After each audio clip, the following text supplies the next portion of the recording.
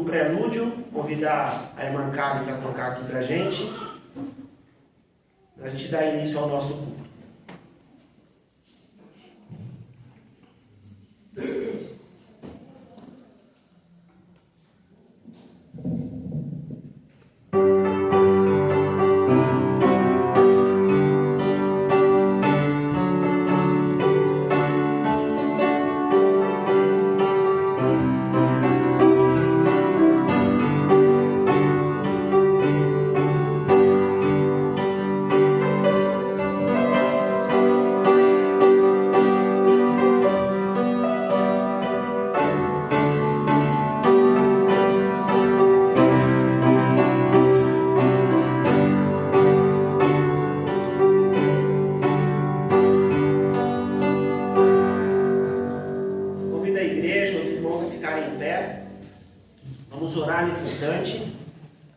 Queria pedir para a irmã Ana vir aqui e eleve a igreja, pedir pelos enfermos, pelo pastor. Tá bom, irmã?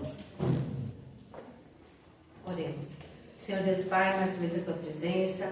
Somos-te gratos, Senhor, pelas infinitas bênçãos que o Senhor tem derramado sobre nós, pela tua misericórdia, pelo teu amor infinito que nos abençoa a cada dia, apesar de nós não merecermos, Pai. Perdoa, Senhor, as nossas muitas faltas. Não olhe, Senhor, para os nossos defeitos, nossas imperfeições e nos abençoe. Abençoe o nosso querido pastor que está em repouso, descanso, Senhor. Que ele tenha refrigério nesses dias, que ele tenha descanso para a sua mente, para o seu corpo. Abençoa também, em consequência, a sua família, seus netos, seus filhos, dando-lhe sempre saúde, Senhor, e bênçãos também nas suas vidas. Pedimos, Senhor, que venha ser com a saúde da Marta especial, dando a ela cada vez mais dias melhores, sem dor, Senhor, e direcionando o tratamento eficaz para que ela possa ter uma vida melhor, Senhor. Pedimos pela nossa igreja, pela eleição da diretoria que se aproxima, que você possa escolher, Senhor, aqueles que o Senhor já tem escolhido, que essas pessoas possam ser escolhidas pela tua igreja também, e o Senhor possa abençoar cada cargo, cada pessoa que se dispôs. Desperta-nos, Senhor, para o trabalho, nos ajude a compreender que não podemos ficar de braços cruzados, Senhor, enquanto o mundo lá fora faz de tudo, Senhor, para ganhar almas, faz de tudo para fazer com que as pessoas se afastem de Ti. Nós precisamos trabalhar, não só aqui, mas em todos os ambientes em que nós formos, Pai. Dá, Senhor, um bom dia, dá-nos, Senhor, um culto na Tua presença. Abençoa os enfermos, Senhor, agradecemos pela presença de Isaac entre nós, pela fisioterapia que ele já iniciou essa semana. Somos-te gratos, Senhor, pelas maravilhas que o Senhor tem feito na vida, não só desse irmão, mas de tantos irmãos que já viram os Teus milagres nessa igreja, Senhor. Continue abençoando, vem ser com aqueles que nós nos lembramos agora, mas o Senhor bem sabe quem são, que precisam, Senhor, do Teu amparo, que precisam do Teu apoio, da Tua presença constante nas suas vidas e do Teu consolo também. Nos dá um bom culto. Essas são as bênçãos que nós pedimos e agradecemos. Convidamos os nossos pecados, em nome de Jesus. Amém. Amém. Irmãos, ainda em pé, vamos cantar com bastante alegria e entusiasmo o hino número 204 do Cantor Cristão.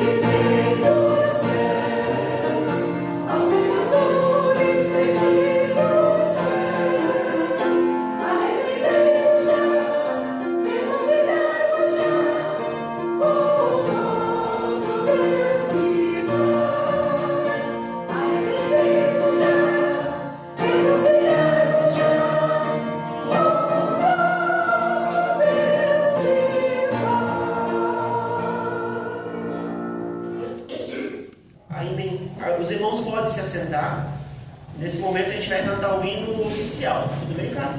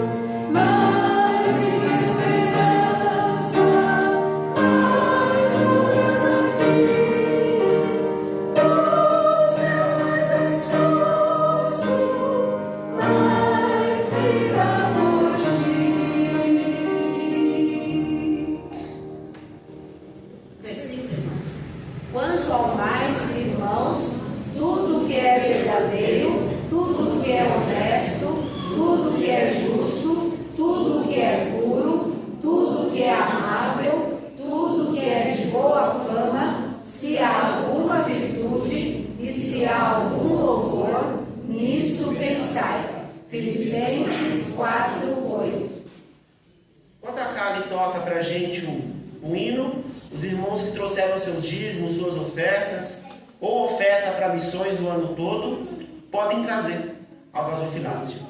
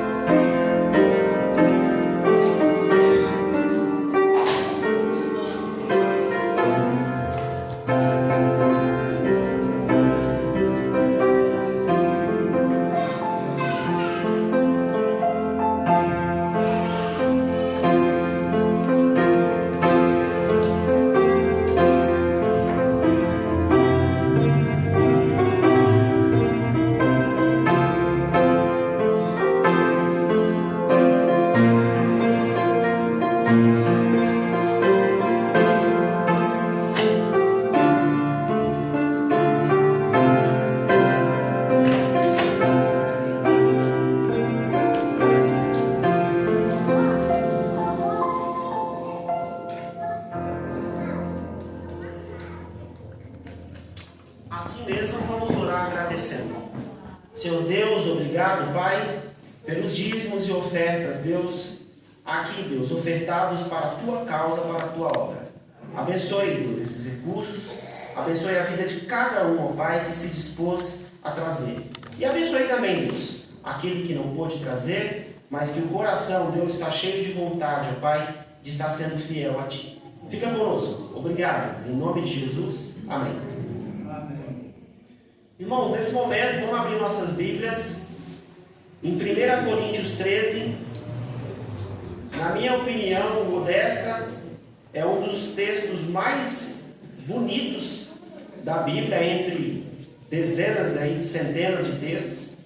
Mas esse texto, ele nos traz muitas lições aí práticas para o nosso dia a dia. 1 Coríntios 13, a gente vai ler os 13 versículos que compõem esse capítulo. Eu queria que a gente fizesse uma leitura todos juntos, em pé, em reverência à palavra de Deus. E vamos ler com bastante ênfase, tá? Com bastante alegria, para que essa palavra aí fale com a gente hoje. Vamos lá? 1 Coríntios 13. Ainda que eu falasse as línguas dos homens e dos anjos, e não tivesse amor, seria como metal que soa, ou como um sino que tine. Ainda que tivesse o dom de profecia, e conhecesse todos os mistérios e toda a ciência, e ainda que tivesse toda a fé, de tal maneira que transportasse os montes, e não tivesse amor, nada seria. E ainda que distribuísse toda a minha fortuna para o sustento dos pobres, e ainda que entregasse o meu corpo para ser queimado, e não tivesse amor, nada disso me aproveitaria. O amor é sofredor, é benigno, o amor não é invejoso, o amor não trata com leviandade, não se ensoberbece, não se importa com indecência, não busca os seus interesses, não se irrita, não suspeita mal, não folga com a justiça, mas folga com a verdade. Tudo sofre, tudo crê, tudo espera, tudo suporta. O amor nunca falha, mas havendo profecias, serão aniquiladas. Havendo línguas, cessarão. Havendo ciência, desaparecerá. Porque em parte conhecemos e em parte profetizamos. Mas quando vier o que é perfeito, então o que é em parte será aniquilado. Quando eu era menino, falava como menino, sentia como menino, discorria como menino. Mas logo que cheguei a ser homem, acabei com as coisas de menino. Porque agora vemos por espelho enigma, mas então veremos face a face. Agora conheço em parte, mas então conhecerei como também sou conhecido. Agora, pois, permanecem a fé, a esperança e o amor. Destes três, mas a maior destas é o amor. Oremos. Senhor, obrigado pela Tua palavra, Pai. Sabemos que ela é alimento, Deus, para a nossa alma. Fica conosco, ó Deus, e fala, Pai, através da Tua palavra nesse instante. Oramos em nome de Jesus. Amém. Poderia sentar, irmãos. Eu fico imaginando aqui quando o apóstolo Paulo escreve esse texto para uma igreja que estava num momento muito confuso, muito problemática, amando mais os dons, amando mais tudo aquilo que não fazia sentido. E aí Paulo vem e escreve esse texto, exortando a igreja e ensinando que o verdadeiro amor não é nada daquilo que nós conhecemos, não é nada daquilo que o mundo nos mostra, né? O verdadeiro amor, ele vai num outro sentido, ele vai numa outra forma da gente enxergar ele. No trimestre anterior, a gente teve um estudo sobre o que é ser igreja. Foram três 3 meses falando sobre igreja, estrutura de igreja. E esse estudo aqui que eu estou passando para vocês hoje é uma pincelada mais ou menos de uma das lições que a gente teve. É muito rico o texto e muito difícil da gente conseguir aplicar ele de forma prática na nossa vida. Por isso hoje, assim, é refletivo o que eu vou trazer para os irmãos, é algo que a gente precisa pensar, é algo que a gente precisa colocar em prática de forma dinâmica na nossa vida, que é a prática do amor cristão. Se você não pegou nenhum cargo esse ano, a Kali fez o apelo aqui dos cargos, e esse ano de 2025 você não vai trabalhar em prol da obra, você não quer nenhum trabalho na igreja, lembre-se de uma coisa: existe um ministério na igreja que você nunca vai conseguir fugir, que é o ministério de ser igreja. Então, mesmo que você não queira participar, né, das estruturas que temos dentro da igreja com seus ministérios, existe um ministério que ele é único, que é o ministério de ser igreja, né? E esse ministério, ele entra na nossa vida quando você entende que você era pecador, que você era perdido, que você levanta a mão, que você aceita Jesus como Salvador. Nesse momento você se torna igreja.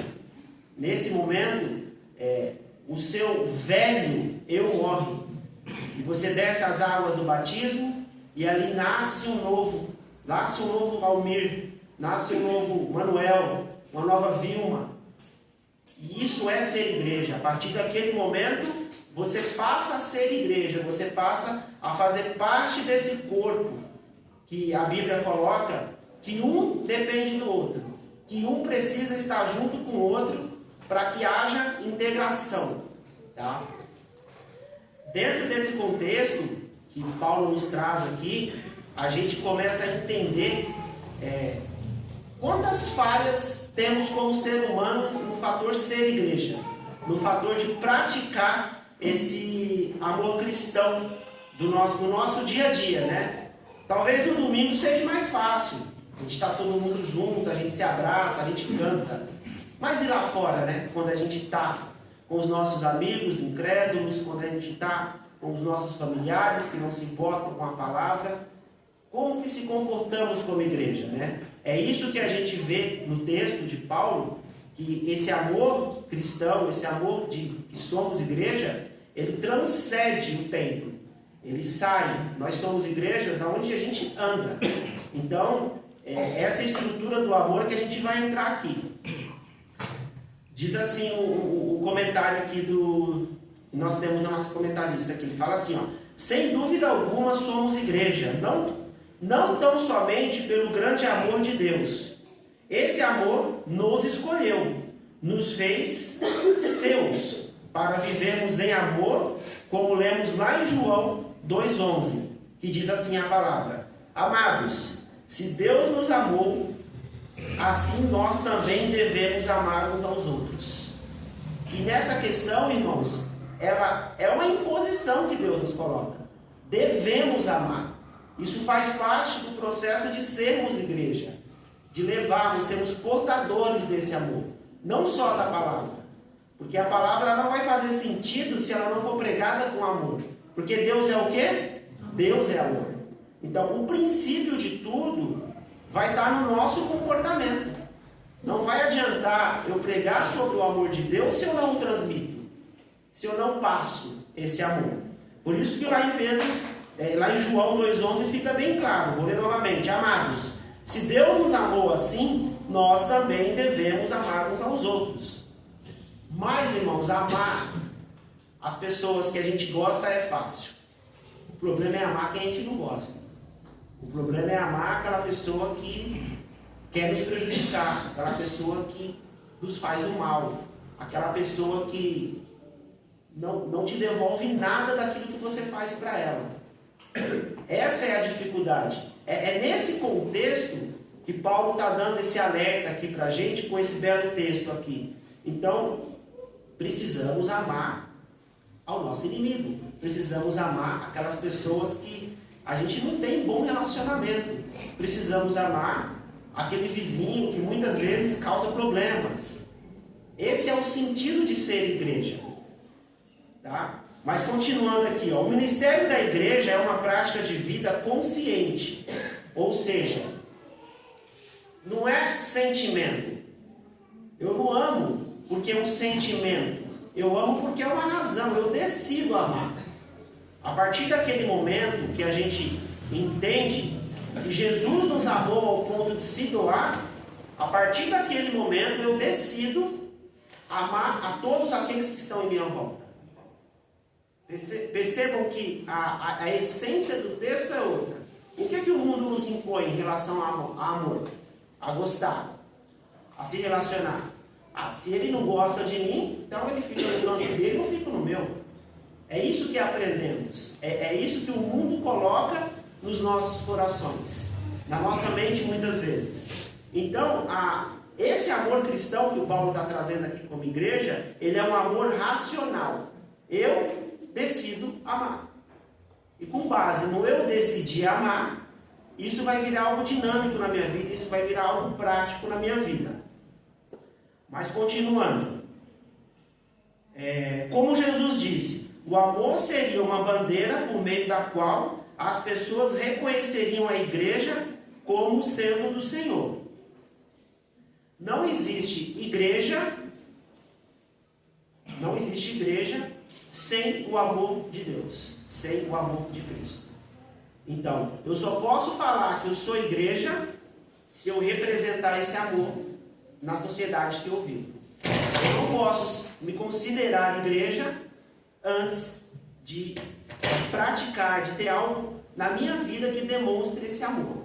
E aí Paulo vem e fala, não adianta profecia, não adianta dons, não adianta falar em línguas, parafraseando. Se você não amar, se você não transmitir, e se isso não for algo prático na sua vida, nada disso faz sentido, nada disso tem valor diante de Deus. Então percebam que dentro do ministério que é ser igreja, que todos nós temos esse ministério, ali na cruz, quando a gente se converte, esse ministério nasce ali. Então essa dinâmica de estar com as pessoas, de se relacionar com as pessoas, ela tem que ser totalmente baseada no amor de Deus. Isso não pode, é algo que não pode mudar, é algo que foi construído por Deus e é eterno. Então você vai passar por essa vida e vai transmitir isso para as pessoas. É exatamente isso que Paulo está dizendo aqui. Porque existem outros textos que falam que nem a morte vai mudar aquilo que Cristo fez por nós. Então percebam que essa estrutura de igreja que somos, se não tiver o amor, esquece. A gente não vai ter sucesso. A gente não vai chegar aonde a gente quer onde a Bíblia quer que chegamos. Que é no processo de evangelização, é no processo de pregar a palavra, do evangelho chegar a todos, porque eu não represento o amor. Se eu não represento o amor de Deus, as pessoas não vão me ouvir. Essa é a grande verdade que Paulo está trazendo aqui para a gente. Mas vamos continuar.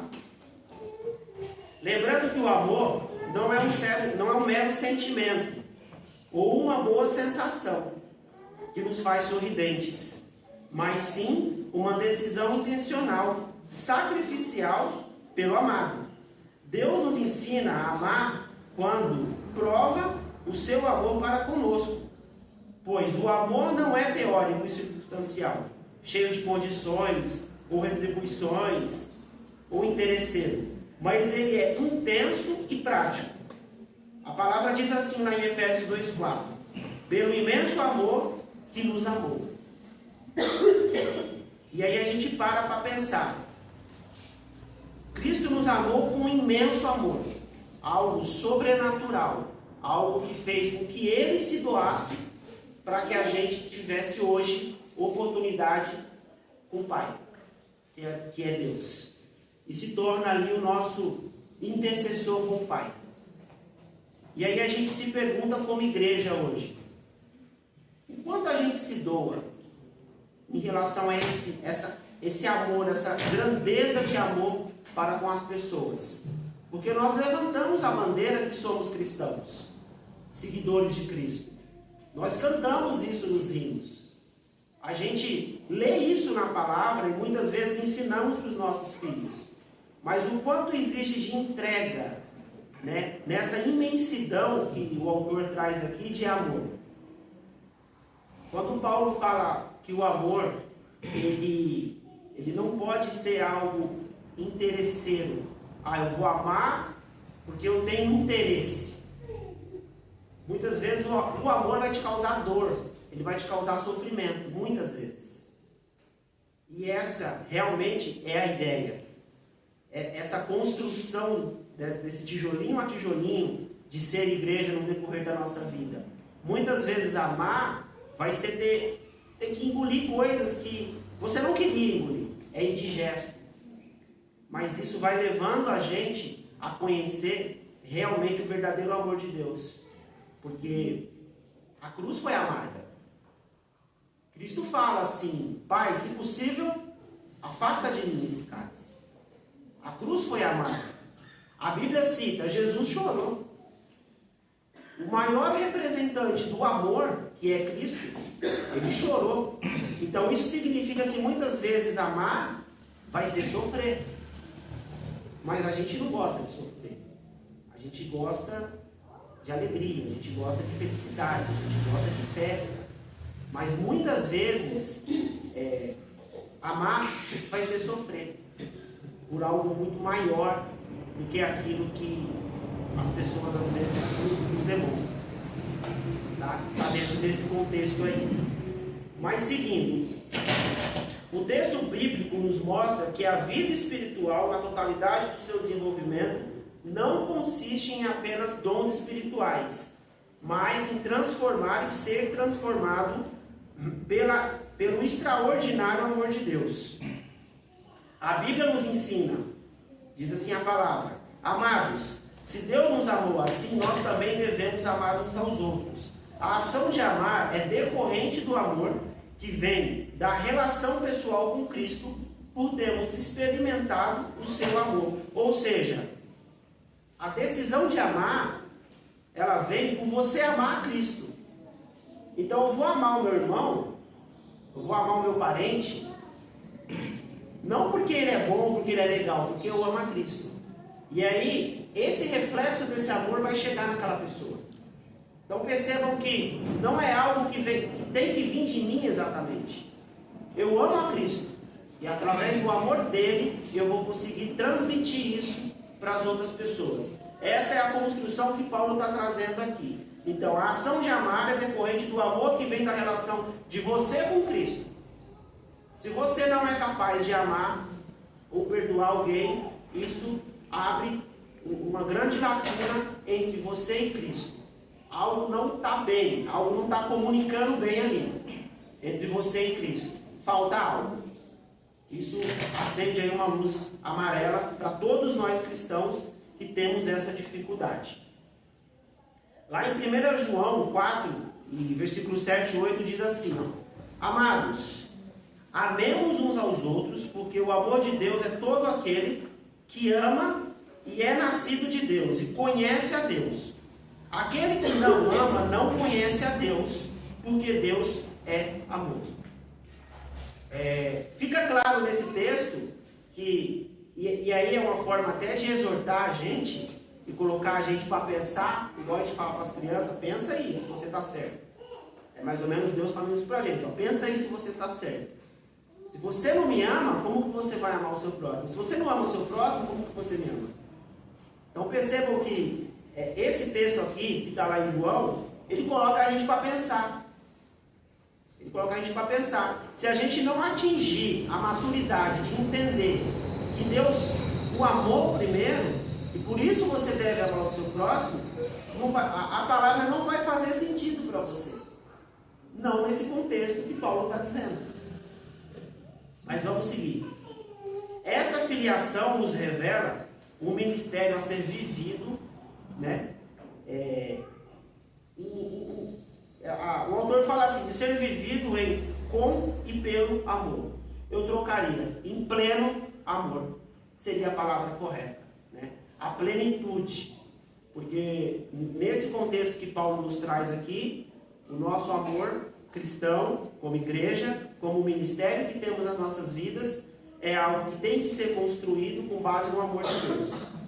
Então, muitas questões nossas, né, como ser humano, não resolvidas, muitas vezes, precisam ser pensadas, repensadas, para que a gente alcance essa plenitude de poder amar. Num contexto geral, nós não amamos. No contexto geral, a gente tem uma certa dificuldade em transmitir esse amor cristão, esse amor de ministério como igreja, na sociedade em que vivemos, por conta de um detalhe: o pecado. Todos nós somos pecadores na nossa essência. Todos nós somos orgulhosos, vaidosos, medrosos, ansiosos, e quantas mais palavras tenham aí.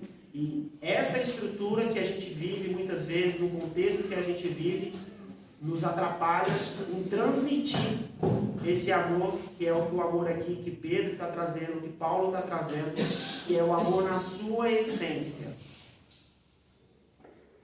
Irmãos, essa semana eu participei de uma imersão aí no mundo corporativo, e tinha lá alguns CEOs de algumas marcas famosas que consumimos aí no dia a dia, e algo me preocupou, porque a estrutura que é formada dentro das empresas para alcançar suas metas e seus objetivos fazem com que essas empresas investam milhões em tecnologias para fazer a gente de fantoche. Eles criam algoritmos para entender a sua personalidade, para impulsionar você a consumir os produtos deles. É algo horroroso para um cristão ouvir. Meus filhos, os filhos de vocês, são tratados como experimentos tecnológicos para que eles alcancem as metas e objetivos deles. Já existe tecnologia o suficiente sendo praticada, está aí, em tudo que você acessa, você não tem como fugir disso, e eles aprendem sobre você, sobre sua família, sobre os seus filhos, para que o objetivo deles sejam alcançados. Então, a palavra, quando a gente entra na palavra de Deus, que a gente vê, o amor, o mundo não tem nada de amor para nos oferecer. Essa é a grande verdade.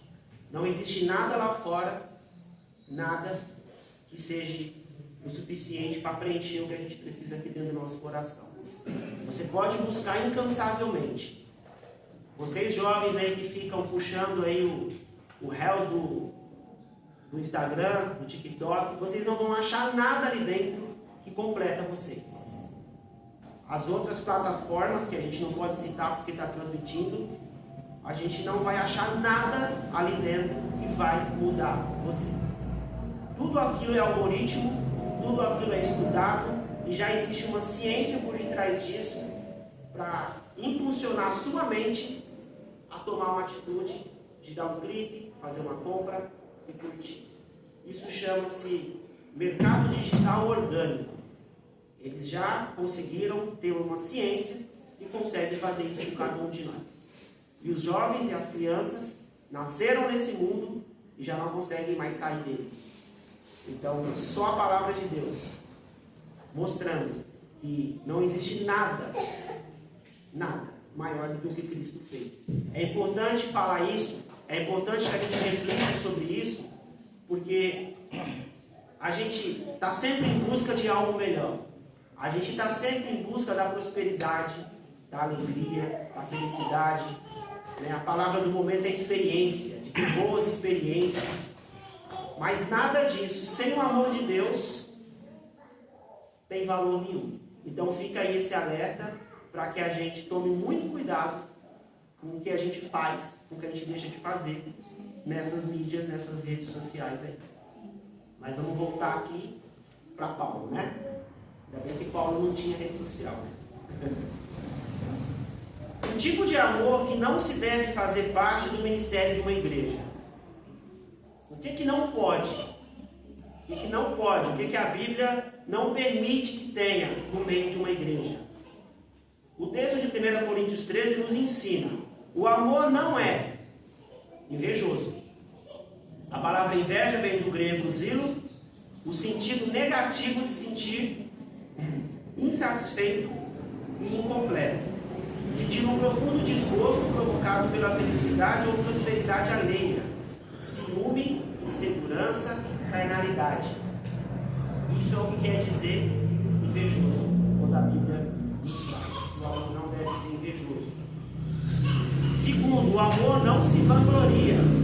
A palavra traduzida do grego para vangloriar, ela vem do verbo grego perkuleomai, que significa autopromover-se, ou o tal, o fanfarrão.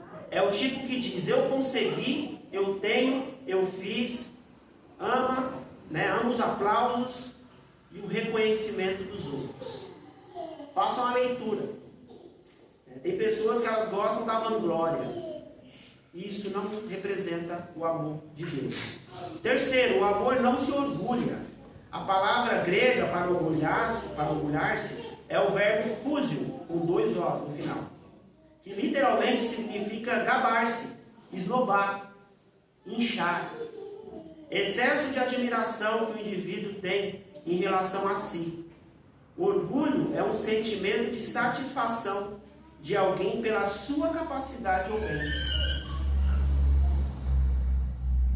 Quarto, o amor não se porta com indecentemente. A palavra indecentemente aqui é do verbo grego ashmonel, que significa comportar-se de maneira indecente, agir com deformidade moral. O amor não se porta com imoralidade ou modos impróprios. O quanto isto acontece tem apenas uma fonte, a carne.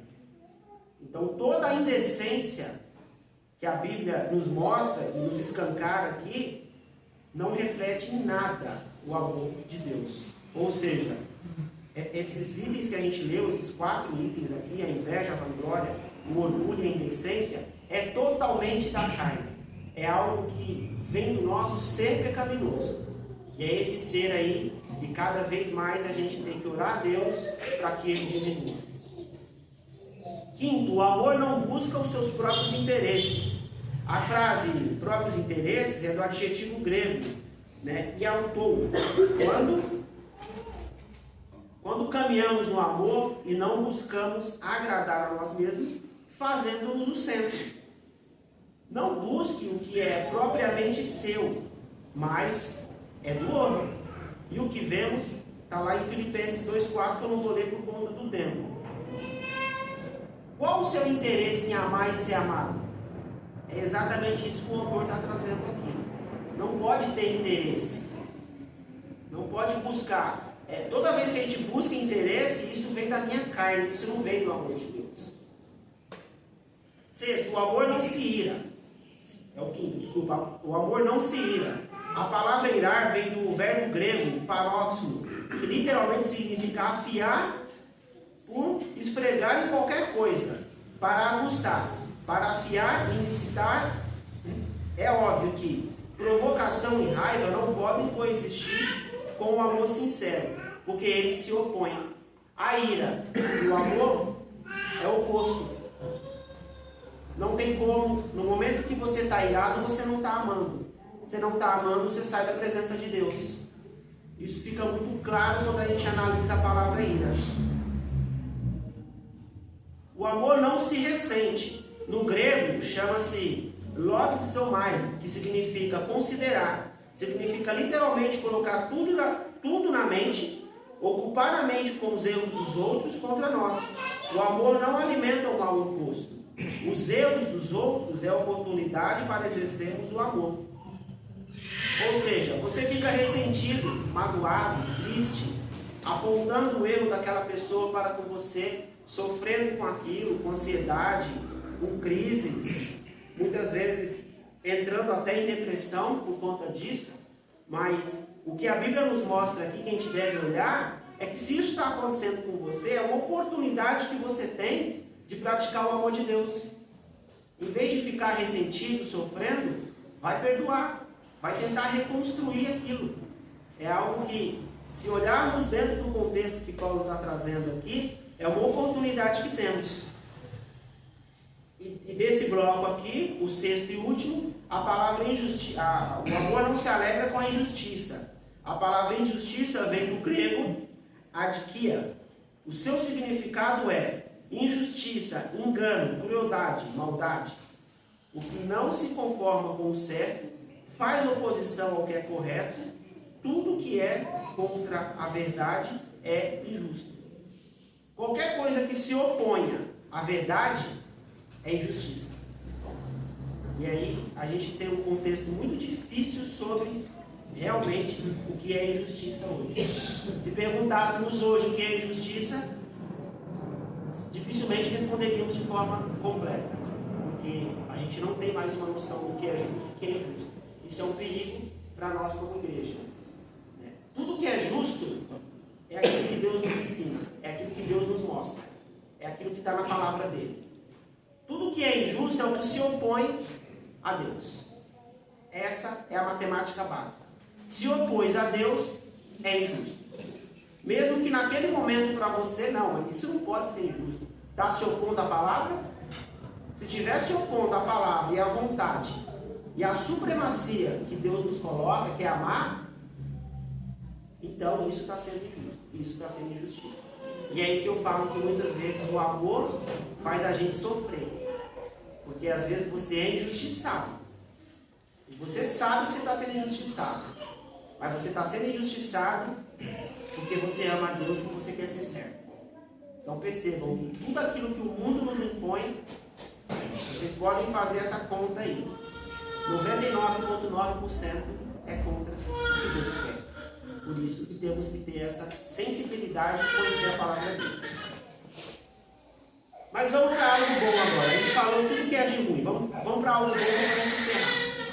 Tipo de amor que deve fazer parte do ministério da igreja. O amor é paciente.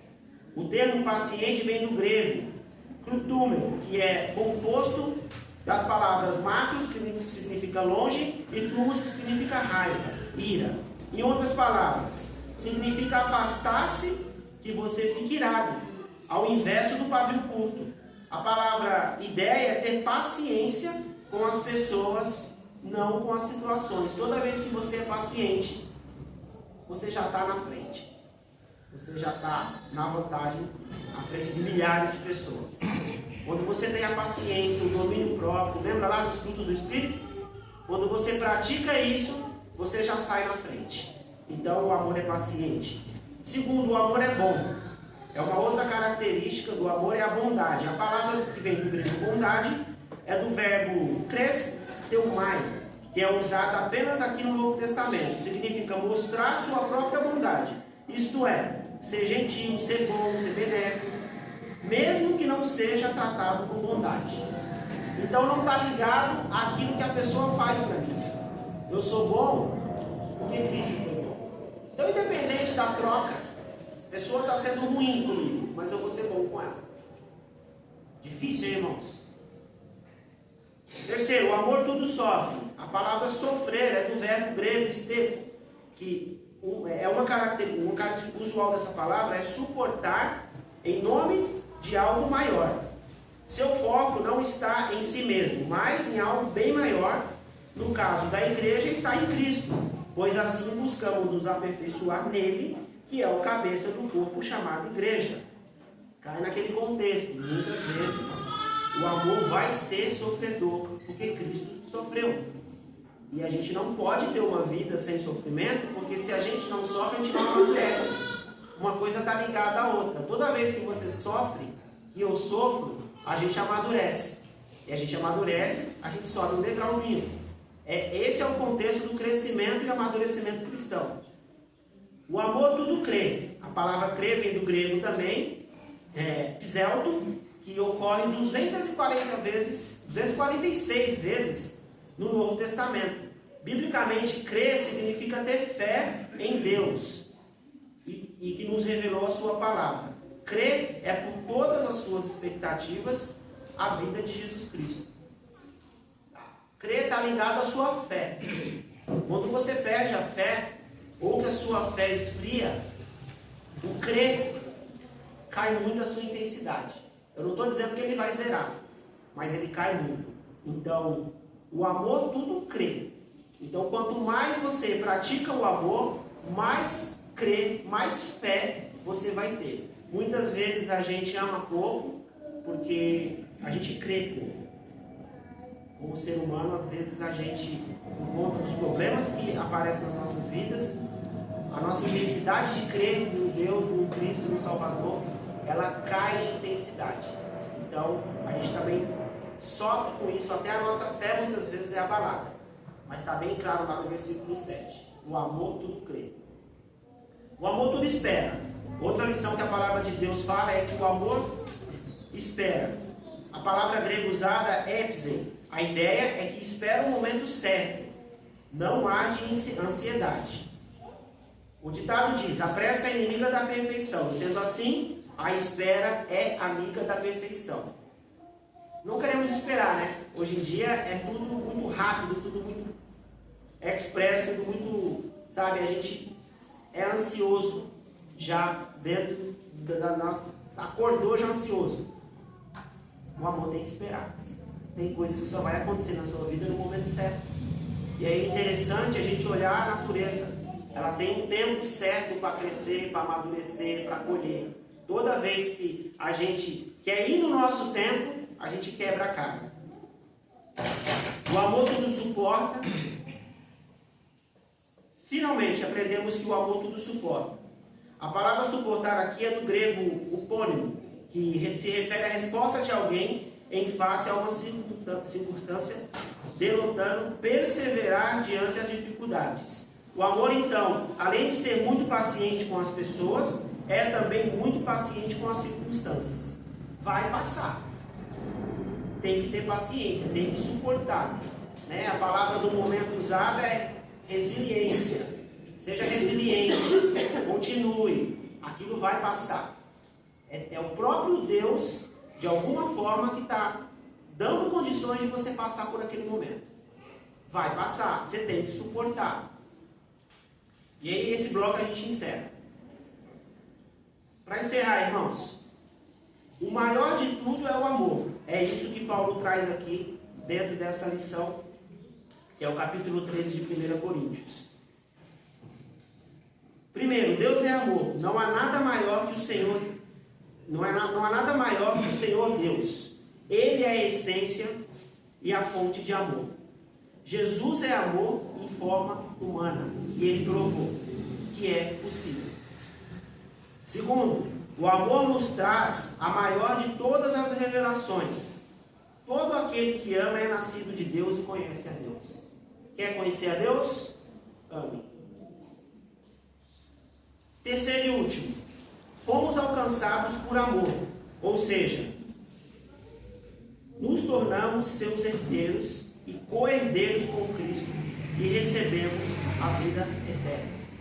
Então, através dessa imensidão de amor que a gente tem em Cristo, você pode ter a sua vida eterna.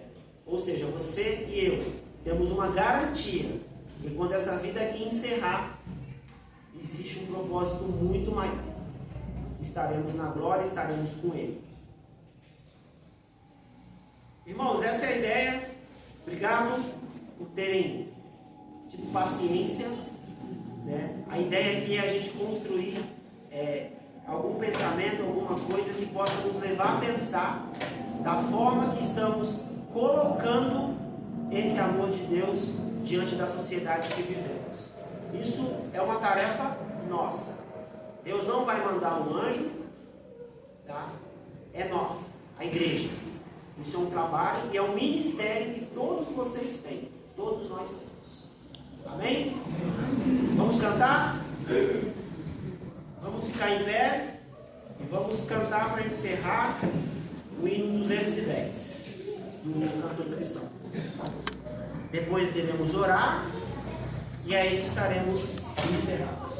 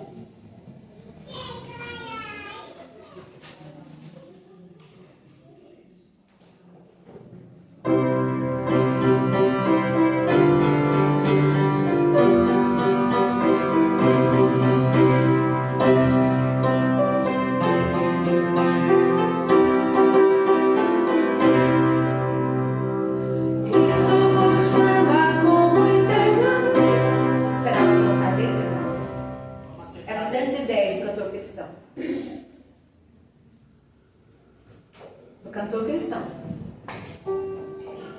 Cristo te chama.